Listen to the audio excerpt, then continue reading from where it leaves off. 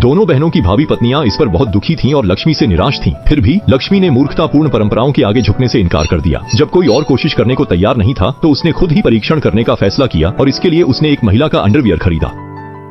इस भारतीय भाई ने महिला का अंडरवियर निकाला और उसमें एक स्वनिर्मित सैनिटरी पैड रखा। फिर उसने उस पर सुअर का खून डाला और परीक्षण किया। इसके बाद उसने अंडरवियर पहन लिया और खून को अपने शरीर पर लगा लिया। लक्ष्मी ने कुछ गहरे स्क्वाट्स करने की कोशिश की और आईने में ध्यान से देखा, लेकिन कोई रिसाव नहीं पाया। वह सफलता की खुशी अपनी पत्नी के साथ साझा करने के लिए बेसब्री से साइकिल चलाकर घर लौट आया।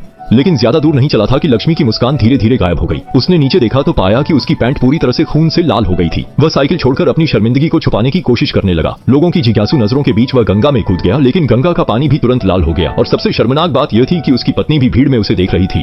थोड़े समय बाद लक्ष्मी को गांव वालों की आलोचना और उपहास का सामना करना पड़ा, जिन्होंने उसकी पुरानी गलतियों को भी बढ़ा चढ़ाकर पेश किया। वह समझ नहीं पा रहा था कि वह सिर्फ अपनी पत्नी को सैनिटरी पैड का उपयोग करने देना चाहता था, लेकिन परिणाम स्वरूप उसे ऐसी स्थिति का सामना करना पड़ा। यहाँ तक कि उसकी पत्नी भी उसे नहीं समझ पाई और उसकी उपस्थिति ने परिवार को शर्मिंदा कर दिया। आखिरकार उसने इस दुखद स्थान को छोड़ने का फैसला किया और उसकी पत्नी के मायके वालों ने गाया को वापस ले लिया। लक्ष्मी शहर में आ गया, लेकिन उसके दिल में उसका सपना अभी भी जीवित था। वह इधर उधर भागता रहा, सैनिटरी पैड के रिसाव के कारणों पर सोचता रहा। उसने एक प्रोफेसर के घर काम शुरू किया, उम्मीद में कि उसे ज्ञान मिलेगा।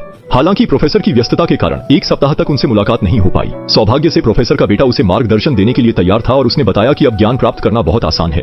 वह सर्च इंजन के माध्यम से अपनी जरूरत के उत्तर प्राप्त कर सकता है। लक्ष्मी ने पहली बार संपीड़ित फाइबर कॉटन के बारे में सीखा और इसका सबसे महत्वपूर्ण हिस्सा कपास की निर्माण प्रक्रिया थी। प्रोफेसर के बेटे की मदद से उसने फाइबर कॉटन बनाने वाली कंपनी से संपर्क किया और कहा कि उसके पास एक परियोजना है जिसमें वह उनकी कंपनी के साथ सहयोग करना चाहता है। उसने उम्मीद जताई कि वे उसे पहले नमूने भेजेंगे, लेकिन जब लक्ष्मी ने पैकेज खोला तो उसने पाया कि तथाकथित नमूना सिर्फ एक साधारण कार्डबोर्ड था। निराश होकर उसने उसे एक तरफ रख दिया, लेकिन एक संयोग से उसमें छिपे रहस्य को खोज लिया, जिससे उसे संपीड़ित फाइबर कॉटन देखने को मिला। थोड़े समय बाद लक्ष्मी ने आखिरकार प्रोफेसर से मुलाकात की। प्रोफेसर की मदद से उसने सैनिटरी पैड की उत्पादन प्रक्रिया और चरणों को समझा, लेकिन फाइबर कॉटन बनाने के लिए एक महंगी मशीन की जरूरत थी। मशीन की कीमत लगभग